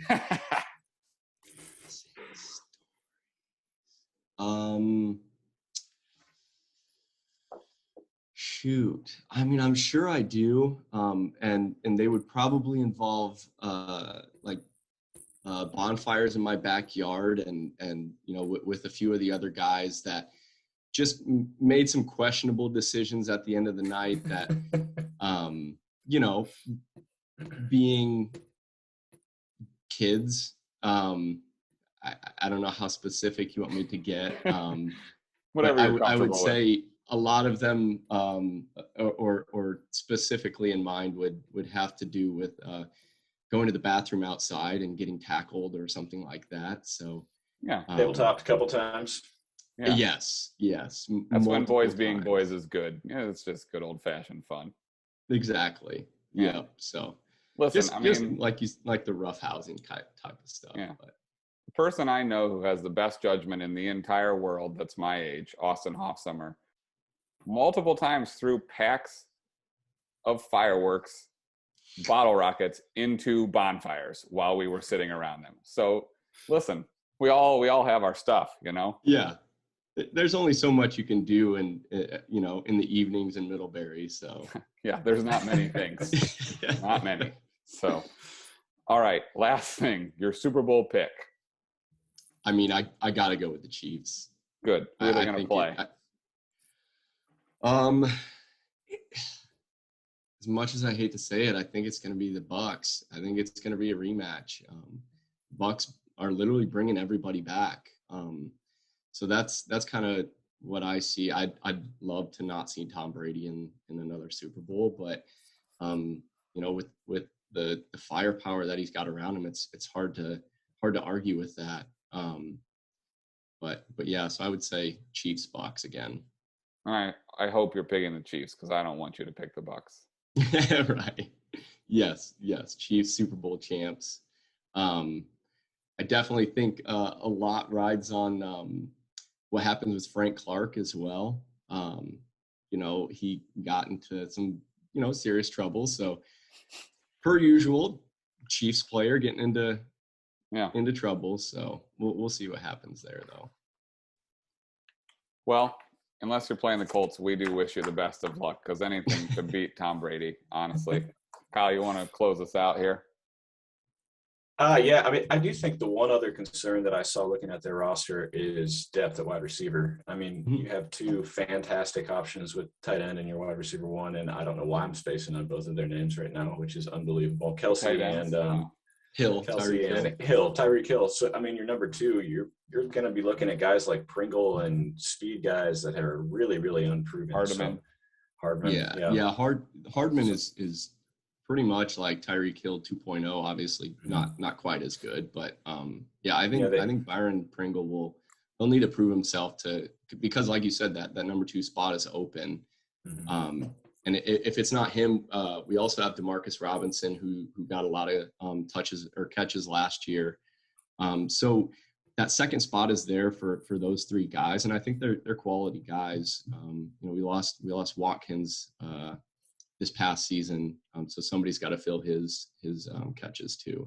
Yeah, and his trips to the injured list. If that, yes, that too. Well, let's hope nobody fills that spot. Yeah, no kidding. Sorry, I'm trying to text our next guest. I'm not ignoring you, I promise. Oh, you're fine. This has been a technical wonder tonight. So. Oh my gosh, I don't know how I'm gonna edit this thing. I don't know how it's gonna happen. So yeah, anyhow. I also just realized that my company logo is in the top too. So I wondered what was going on with that. Yeah, it's backwards to me, so it's okay. Okay, well that works then. I thought about switching it or trying to figure out how to get it fixed, but I figured I wouldn't be paying attention then. So. Well, we sure appreciate you coming on and putting up with our nonsense. Absolutely. No, I first time on a podcast, so I told Kyle, I was like, I gotta make sure that I'm a little bit more well versed than what I was a few days ago. Pretty intimidating on here, especially considering that it's going to be on the internet, and that's always on there. So, but no, appreciate you asking me to be on here, and I look forward to hearing the other responses of the other guests, and hopefully to a Chiefs Super Bowl this year. There you go. Most people think so. So, yeah. All right. That sounds good to me. All right. Thanks, guys. Thanks for coming on, man. Tony. See you, Tony. All right. See you. All right. Kyle's good friend, Brandon Yoder, is about to pop on. He knows way more about football than us, so this is going to be a treat. Here he comes. All right. You got to keep it all. Keep it all. Can you hear us, Yoder? I can. How's it going? Say that again? You have video? Yeah, bear with me, fellas. It's okay. We've already had plenty of issues tonight. Oh, yeah. There we are. Is that an LT jersey? It is. Excellent. I figured I might as well. I barely fit in it, but powder blue. Yeah, powder blue is the best. So we were joking at work the other day that I feel more comfortable in a face mask because I don't have to have like the half my face is covered so people aren't staring at me. And I would like a full face visor like LT used to wear that's tinted that I could just wear over my face at all times. That would be nice. Just the bottom half. Yeah. So for those of you who don't know Brandon, I have known Brandon most of my life. Went to high school with Brandon, roomed with him in college. He's probably the biggest football fan I know. So we're bringing him on for his Chargers fandom and also his football expertise to kind of carry us through some teams that we're not super familiar with because we don't really follow football that closely, or at least compared to a lot of people. Yeah. So thanks for coming on, man. Not a problem at all. Anytime I get a chance to talk about football, it's good with me. Yes, and if you wanted to know if Brandon knows more about football than us, you could just go to the history of the fantasy football matchups we've had against him, and you will see there's a lot of L's on our side. So that's all you need to know, really. I like that tradition. Yeah, well, it'll probably continue this year because we have no players on our team worthy of being kept. So, same here. All right, so how did you become a Chargers fan? LaDainian Tomlinson, basically. Love the way he ran. I always try to emulate him really as a high school running back. I try to play similar like him, all purpose, scoring touchdowns, doing it all. And I feel like he quietly did that as an underrated. I honestly would personally say he's the best running back of all time still to this day. I would take him over anybody, really. There are two guys I think that don't get enough credit. They overlap for a little bit, but to me, it's him and Marshall Faulk, just because of all that they did for their teams. I don't know why they don't get mentioned in the top 5-10 running backs of all time. Doesn't make sense to me. So, anyhow, I mean, top 10 probably, but so we're just going to cut straight to the chase. Sorry, we're having a little technical issues here. All right. Oh, you're back. We're back. All right. Here's my first question for you about the Chargers. Are they going to make the playoffs? Yes, I think they will. Second year, Herbert, I think he's going to take another step forward. I was impressed with him right from the get-go, especially being thrust into the starting position week one, not even thinking that he was going to be getting the start. He took the reins and didn't let go of them, and Tyrod Taylor's not even there anymore.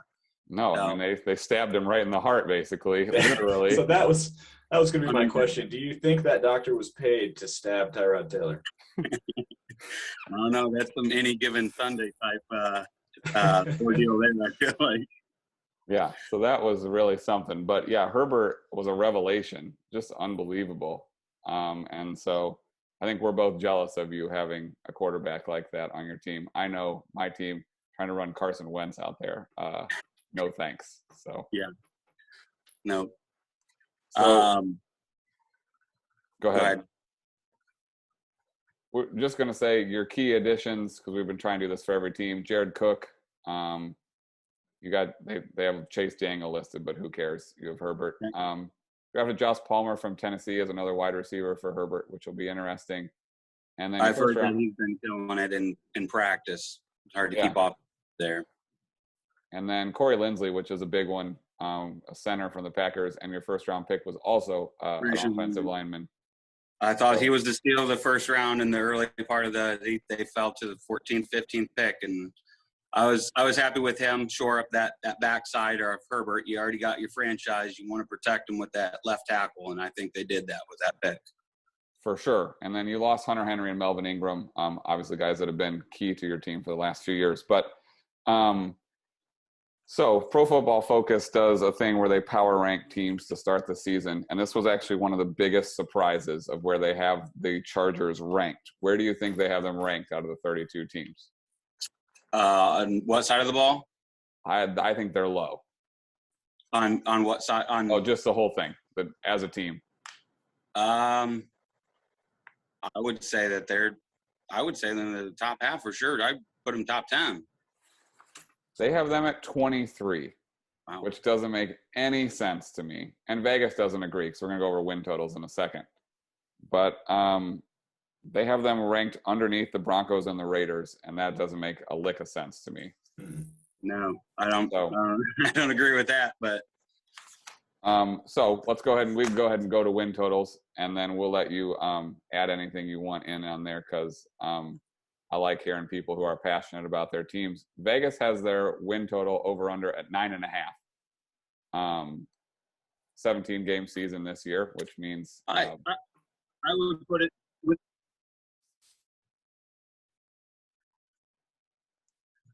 Sorry, say that again.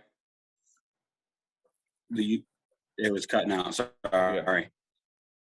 It has them at 9.5 wins over under. We're struggling a little bit here. I think we're struggling both sides.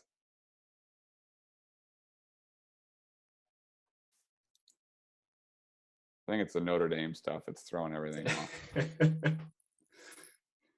That entire garage is just coated in Notre Dame. It's amazing. You're back again. Can you hear us? I can hear you guys. Sorry. Okay, good. Oh, no, you're fine. Don't get very good.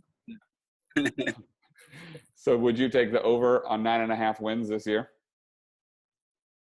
I would, with that extra game. I think that it's kind of hard adjusting your mindset. I mean, that would be 8.5 basically, or 9 even. I see them get. Sorry. Oh, it's okay. Nothing you can do. I think we agree with you. I don't know, Kyle, do you think they're over? Because I think they're over. I think they might be the surprise of the season. I really do believe that. So I struggled with this one, to be honest, because, I mean, we had Herbert in fantasy last year, and he saved us into relevancy. But at the same time, really kind of dropped off in the second half. So you kind of worry that he might regress kind of to the mean of his first and second half. And if that's the case, I think they're probably right around 500, and I might take the under, but I'm rooting for him. I love Herbert, so I'm going to take the over. Listen, as someone who's bought a lot of Herbert rookie cards this offseason, I am very rooting for Herbert. So I have financial stake in it, and I also just think he's the next big guy. I think he's going to be great for years. Yep. So big body quarterback that can run too. So hopefully he stays healthy. Knock on wood there. Yeah, seriously. He's one of those guys, a joy to watch. He's not quite Patrick Mahomes, but he's going to be really fun for a while. So, Brandon, just in case we lose you again, I want to get your Super Bowl prediction down on paper. You're catching me off guard here. Sorry. I never really thought about that. honestly, I grew up a Packers fan until LT came into my life there. But I think that Rodgers is going to have that fire under his butt again. I mean, he had it last year, really, and won himself the MVP. I think that they're going to take another step forward. So I think the Packers are going to come out of the NFC, and in the AFC, I mean, everybody's going to go with the Chiefs. I think that's a very talented team still. But why not us? Why not the Chargers? I really think that they could do well this year. I think they have talent on all sides of the all sides of the defense there, with playmaker and Joey Bosa, playmaker at linebacker with K9 Keith Murray. I think he's a very talented, underrated linebacker that not many people know, and hopefully the biggest X factor in it all on that defensive side of the ball, I think it's Derwin James. I think he's the next big thing in the secondary of the NFL, and he's just been hurt. And if he can stay healthy, if they can stay healthy on that side of the ball, I think that offense, the side of the ball, you don't have to worry about. They're going to be fine. But that defense, if you pair those up, there's just a perfect scenario, really. And I think that they have the talent to do it. The only problem I kind of worry about is the first-year coach. But I think that he's young and he can rile the troops up to carry him on instead of Anthony Lynn there. Yeah, it didn't seem like Anthony Lynn's late game decision making was acceptable, to say to be nice about it. That's the problem with the Chargers. They find ways to lose games. Oh man, it's got to be frustrating. Yes. So I'm with you on Derwin James. I mean, he might really be the key to your whole season because he's that good, and he obviously hasn't played a lot in the last 2 years. So hopefully you get him for a whole year. And listen, of all the teams that aren't the Colts, I think I'm probably cheering for the Chargers the most this year. So we'll be together and we can yell at Kyle when it goes over since he took the under. Go Bolts, go. Hey, I ended up taking the over. Get out of here. No, you didn't. You said they were going to go. You said under. You said they're going to be 500 or worse, which puts them at the under.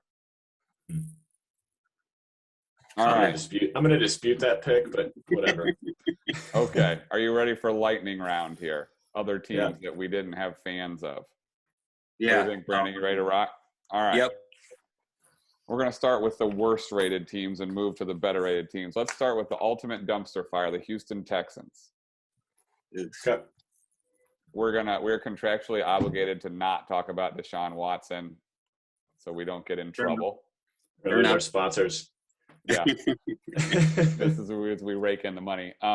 Their over-under is 4 wins. Will they go over or under? Brandon, you can go first. I do not think they do. I don't think they have the talent to do it. I think they got two strong teams in their division as is, with the Colts as long as Wentz is healthy. And honestly, I think the Titans are going to be another dark horse team. Hate to give it to Kyle, but I think that their talent that defense is questionable, but if they can get something going, I think that Titans will be strong too. But Texans, I think it's a circus. I don't understand how they hired their coach really and how he got that position, but I think that it's going to be almost as of a circus with Bill O'Brien than it was. But it's just going to be a worse I don't even know the word. He doesn't deserve to be a head coach. He was a wide receiver coach. I don't think that he has the experience to really carry that team. I think he was just kind of bridging the gap, and I'm going to probably use him as a scapegoat at the end of the season on all this, really. Yeah, it's a weird situation there. There has been a lot of weird stuff, and that was before the Watson stuff. So, Kyle, you going over under 4 wins. I mean, it's not a lot of wins, but I mean, they only went 4-12 last year. There's a chance Watson doesn't play at all. Your quarterback's probably Tyrod Taylor unless they decide they want to stab him. That's pretty brutal. They didn't really bring much in either. I mean, it was a really weird offseason. This team needs a full reset, and I have no other input at all, so I'm going to go under. I'm going to go under too. I don't think the NFL is going to let Watson start the season, and if they do, it's a really bad look, honestly. And so I'm going to go 2-15 under. We're all under on 4 wins. Wow, they're ranked 31st, by the way, on Pro Football Focus. The Lions, the only team worse than them. Let's go to the Bengals. Me and Kyle tried to find a fan of the Bengals, but we don't believe they exist. So that's why we're doing the Bengals together here. They're ranked 27th. I like Joe Burrow. I think they're actually on the right path, but I don't know. I don't think it's going to happen this year. Their over-under is 6.5. Brandon, what do you think? Well, I think they're the most podunk and 500 team known to all football fans, honestly. I mean, they kept Marvin Lewis for too many years. But 6 games, I think that they do it. Burrow, I like him as a talent as well. Hopefully he doesn't have any headaches in his mind, in the back of his head with the injury. I feel like he's been timid, is what I've been hearing in camp. I think they got a talent of wide receivers for him to throw to. For sure. It's just that defense, I don't really know. I feel like they gave up a lot there last year. I honestly couldn't tell you a player on their defense. So Jesse Bates, I guess, Fort Wayne, represent Jesse Bates III, I guess. Yeah. But other than that, I honestly don't think that their defense is very good. But on that offensive side of the ball, I think that they're going to be able to get it done there. Get 6 games at least. I see 7 and 8 or 7 and 10 at least. I mean, I put them at 8 and 9, honestly. All right. Kyle, over under 6.5 Bengals. So I am not so optimistic. I mean, Burrow looked pretty good last year, but they went 2-7 when he was healthy, and now is coming back off of a fairly serious injury. Their defense, as Yoder said, is not great. It was gross. So I don't have a lot of faith in them. I think they're a year away from being really frisky, though. I think probably next year they'll kind of look like what the Dolphins looked like last year. But I think it's under. I'm actually going to go under as well, and it's really more a worry about the strength of their division than anything else. I think the other 3 teams are good, the Browns and the Ravens and the Steelers, and so I think they go like 1-5 in the division, and that's a problem. So I agree with what both of you said. I actually love their offense. Adding Chase and to the guys they already have, they're going to score. They're just going to give up more points than they're going to score, and so that's why I'm taking the under. But I think it's 6 and 9. I think they are still going to be a little frisky because they're going to be games they score 38 points. They just are, unless Burrow's not healthy. So, yeah. All right, that was the Bengals, our 27th team. You know what? I'm missing a team here. All right, we're going to keep going. The Las Vegas Raiders, coached by Chucky himself, John Gruden. I actually think they're bad, but we're going to see what you guys think. Las Vegas Raiders, Vegas has them at their over-under is 7 wins. Brandon, what do you think? Sorry. Honestly, I think they're probably just the West Coast version of the Bengals. I think, like you mentioned, they're probably going to give up a lot more points than they score. But I think that with Chucky himself and Carr, I think that they could put up the points. Excited to see what Josh Jacobs, I kind of believe in him. Hopefully he can stay healthy, but I know that they brought in, was it Kenyon Drake, I'm pretty sure, to kind of light a fire under his butt. I think that'll motivate them. I mean, Kenyon Drake's a pretty solid running back too, so they got a good 1-2 punch. With Gruden, I think you give him a strong run game. He's going to be able to figure it out as long as he sticks to that power run game. I know they invested a lot of money in their offensive line a couple years ago. If they still have a lot of that remaining, I mean, I don't know if it panned out as far as talent-wise to what they paid for him, but I think they have a pretty strong run game or pretty strong offensive line, very large. So if they can control the clock, I think that they can grind out 7 wins. Probably. All right, so we're going to go over there. Over, Brandon? Over 7? Okay. Kyle, what about you? Yep. Over or under 7? I'm going under. I really don't like this team, and they had one of the weirder off seasons that I've ever seen. I think Gruden probably needs to just be coaching, to be completely honest, and stay out of the front office. I think he's a good coach, but I don't think he's a good front office person. They had probably Derek Carr's best season of his career last year. They went 8-8. They also, looking at the Pythagorean win level, they actually should have been a little lower than that. And I don't think they're a better team this year. So I'm going to go under. I'm going to go with a push. I think they're going to go 7-10. And the reason, I love their skill position guys. Darren Waller, who a lot of people don't know about, is unbelievable. Jacobs, I agree, is, I think, again, because I don't think people care about the Raiders. I think he's awesome and people don't know about it. And so, again, it's only because I would pick them to go over, except I think the Chargers are going to be really good. And I think that division ends up being tricky because I think they're not going to beat the Broncos twice either. And they're not going to, well, they've actually played the Chiefs really well the last couple of years. So we'll see. But I think they're one of those teams where, like, they'll look great one week and you go, oh my gosh, like, look at all the talent on that team. And then the next week they go east and lose by 40 and you don't know what you're looking at. So 7-10 makes sense to me. I think Vegas has that right on. But we'll see. I missed a team, by the way. We're going to actually go backwards to the number 28 ranked New York Jets. Jets, Jets. Their big offseason pickup was their quarterback, Zach Wilson, who looks like he could be my kid. And I don't know. I'm not a believer in him, but Vegas has their over-under at 6 wins. What do you think, Brandon? It's hard to believe in the Jets. Jets. It really is. I don't believe in Zach Wilson either. I didn't really see it.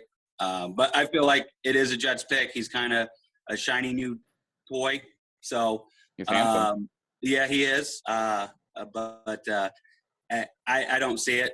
I don't really see anything really that I'd be scared of through and through, really. I mean, I don't even running back, wide receivers, tight ends. I don't see really any playmakers on there. Defense other than C.J. Mosley. I don't see anything there either. I see under on them. I see probably 5. I mean, I guess I could see them 6 and 11 maybe. But I think probably win 5. I think we're going to all agree on this one. Kyle, what do you think? Yep, hard under. I mean, they won 2 games last year. I don't really think quarterback's that much of an upgrade. I actually kind of like Sam Darnold. I think he's going to be much better outside of New York. You look at their offensive weapons. I mean, Tevin Coleman is not exactly inspiring as your number 1 running back. Corey Davis, who was a pretty weak number 3 in Tennessee. I don't really feel like he's awesome. I actually really, really like Elijah Moore, but still is not really a receiving core I'm scared of. Herndon, who I'll probably draft again. I'll probably draft him again in fantasy football, and he'll sit on my bench. He is a hype machine for sure. I had to yell at Kyle not to draft Herndon. I learned the hard way too, so it's fine. Going to Elijah Moore, I think that he's a dark horse. I think that he could win himself the Rookie of the Year. I have high hope in him. I love looking back at his tape at Ole Miss. I think that he's a pretty good talent. I will admit that.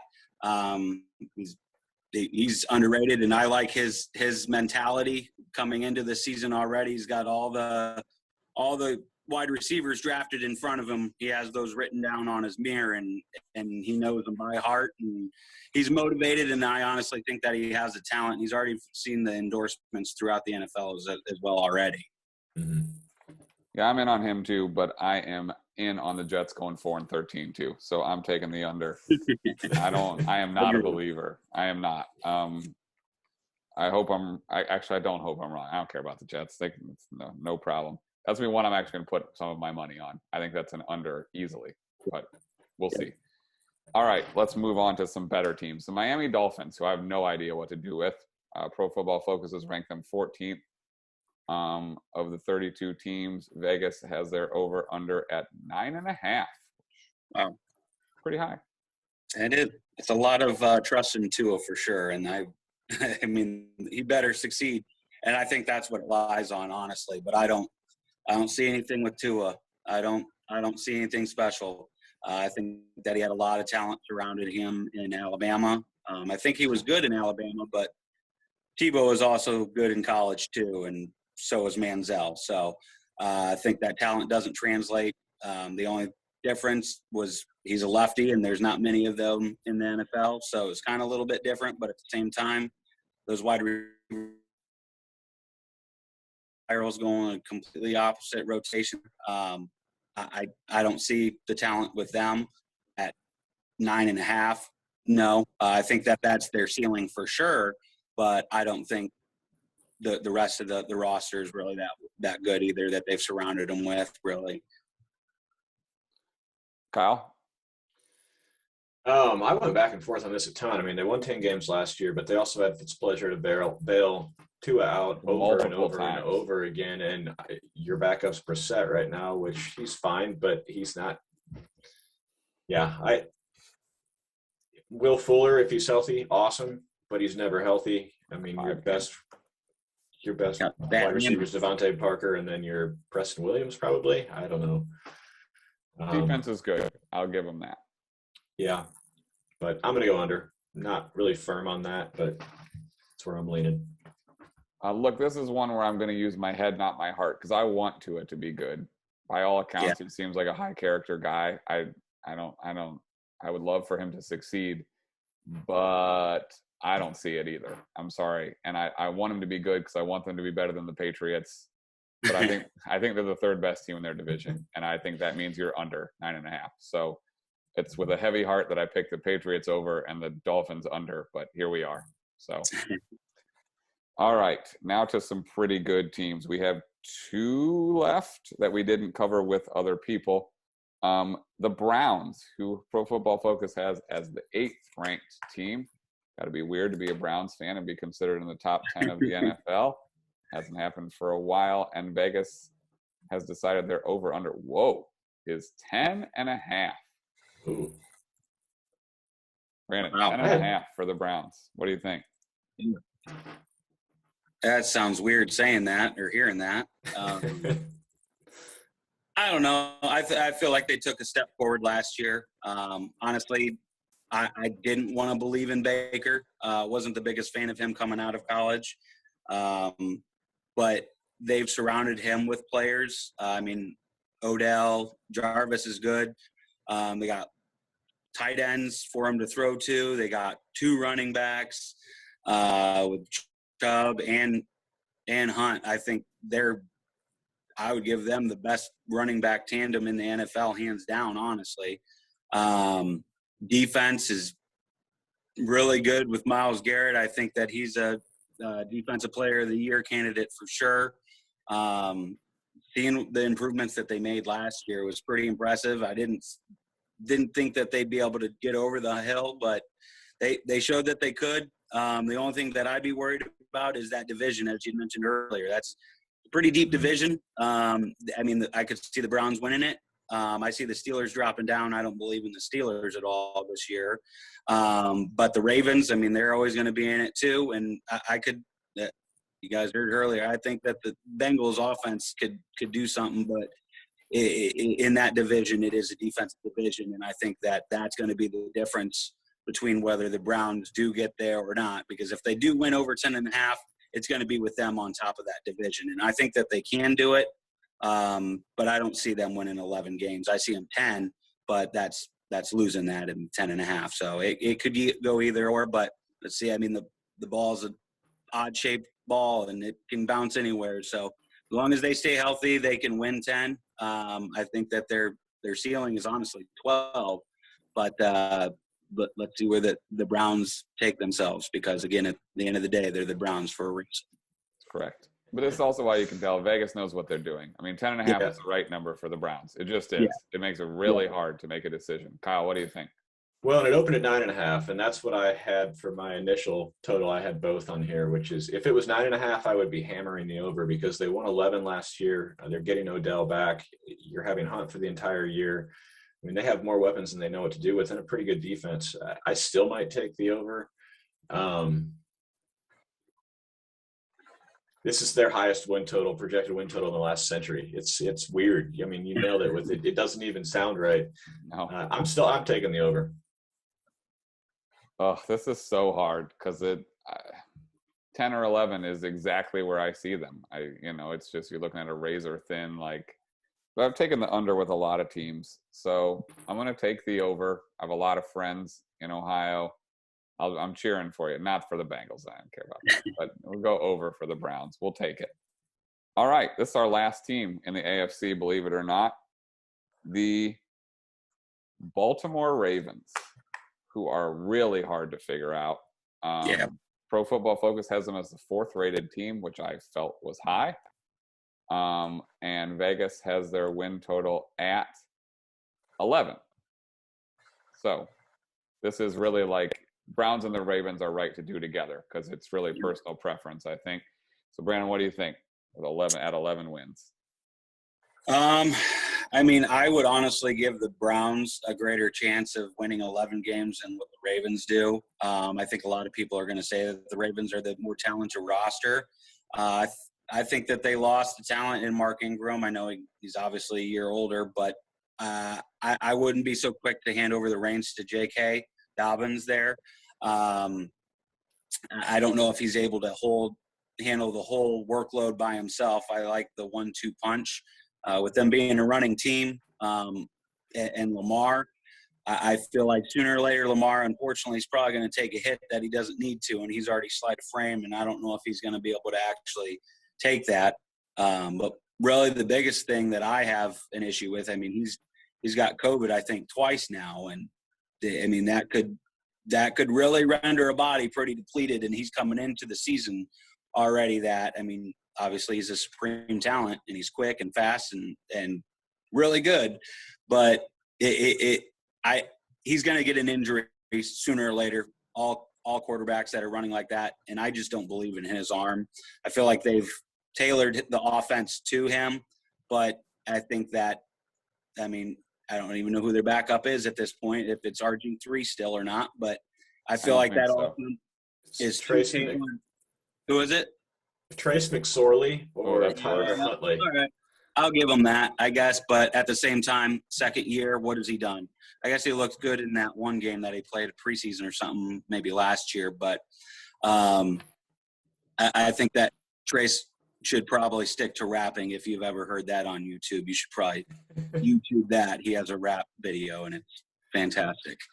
But I think that offense really hangs on the healthiness of Lamar Jackson, and I don't believe in it. I think sooner or later he's going to take the hit, and I already don't like the way that he's coming into it this season, having the health issues coming into it, unfortunately. So I don't see them winning 11 games. I see him probably 9 if he gets hurt, probably. Kyle, I'm going to agree with some of what Brandon just said in a minute, but go ahead. Yeah, we pretty much have the same exact thought process here. And because I'm picking the Browns to win the division and the over there, I'm picking the slight under for the Ravens, and pretty much the same exact thought there with Lamar Jackson injury concerns. I mean, they lost a little bit on their offense as well. You lose Ingram, you lose Willie Snead, you lose Orlando Brown. So I think you're going to see a little bit of regression there. I still like their weapons. I mean, I like Marquise Brown, Hollywood Brown. You got Watkins, you got Boykin. But I think they're going to take a slight step back and take a slight under there. But don't feel very strongly about that at all. My concern is actually less physical with this team than it is the circus that's with Lamar and the fact that he won't get vaccinated, and that's a real sticking point for the NFL, and it's also a way to lose games and money and paychecks and draft position. And I think there are going to be teams that have real problems chemistry-wise with everybody not being able to get on the same page. And so he comes in having had COVID twice, having said, I'm still not going to get the shot. And I think that's going to cause division. And again, I don't want to get into opinions on that, but like, it's going to be tough for them to sort through all that. I mean, it could happen with the Vikings too, because Cousins is in kind of the same boat. You're back a game or two, you need a win, and then he tests positive for COVID, and it's like, that's the end of your season. Like, you can't, I don't know how you're going to recover from that. And so between how slight he is and between that risk also, I'm happier taking the Browns over and the Ravens under and seeing what's happened. So, yeah, that division, I have no idea, because the Steelers could surprise you and win the division at 11-6 too. It could happen. I don't think it's going to, but it could. And so, yeah. So anyhow, we've been going for almost 2 hours now. I don't know who's going to listen to this whole podcast. I have no idea. Like, the three of us would be the most likely probably to listen to this whole podcast, but we're doing it. It's debatable. So, yeah. So, Brandon, I want to thank you for spending so much time with us. And Not a problem at all. Not a problem. I'm tired of staring at your Notre Dame stuff, so you got to go. No. You guys have a good one. You too. All right, thanks for coming on, Yoder. And eliminate keepers. Get rid of them. Yeah, All right. get them out of here. I'm not opposed to it. I don't. All right. I don't ever keep one anyways. All right. See you guys. See ya. See you, Brandon. See ya. Well, everyone, we're not doing Family Fiasco. We're not doing recommendations. We recommend that you listen. I have to hit one recommendation. Okay, go, because I actually I have to go really quick. Okay, so still on the X-Files binge, and I watched an episode today that with our first couple picks for the Super Bowl, I thought it was hysterical. So there is a villain, the main villain in the X-Files, outside of all the monsters and stuff, is the cigarette smoking man. They don't give him a name until some point later in the show, and they did like a flashback episode of like his childhood, how he became who he was, and he's like the manipulator of all the things behind the scenes in government, blah blah blah. He apparently assassinated JFK and did all this stuff, and then becomes like the head of all the governments at once. And they're asking him about the things that he's manipulated, and they hit on like the elections and things in the Middle East and blah blah blah. And then they hit on the what was it, in the Olympics when the U.S. hockey team upset, was it Russia or whatever it was? Yeah, USSR. Yeah, and he said he like stabbed him with a little piece of a fake wedding ring that had something that made him drowsy, and that's why we won. And then he said, in my lifetime, you will not let the Bills win the Super Bowl, and apparently has completely skewed all of those results. So I thought that was hysterical with the first couple picks. I would recommend that you watch that episode because the X-Files are awesome. All right. My recommendation, unless I did it last week and I'm forgetting, my wife's been trying to get me to listen to the Smartless podcast for forever with Jason Bateman and Will Arnett and Sean Hayes. And I resisted because I just listened to Bill Simmons' podcast forever. And then I started listening to it, and it is the best. So I already recommended it to Kyle. And you should listen to that for sure. And then I'm just going to recommend Bluey again. It's the best. Even if you don't have kids, just watch Bluey. That's all. All right, we're done. Thank you. If you listen to all this, like, God bless you. Seriously. We're doing the same thing again next week. So we're going to have to speed it up next week somehow. But maybe we'll see if my friend Joel will stay on and do what Brandon did this week, because he's a big 49ers fan. So we'll save him for last and see if he can be our hammer. But thanks to Brandon. Thanks to everybody that came on. Like, seriously, we appreciate you guys. This is the most fun I've had doing this, just seeing everybody's faces and talk a bunch of different people from our lives. So thanks for doing it, everybody. Yep, I might pass out because I've been now in a sauna for 2 hours. So thank you, everyone. Yeah, thanks to you too. See ya. See ya.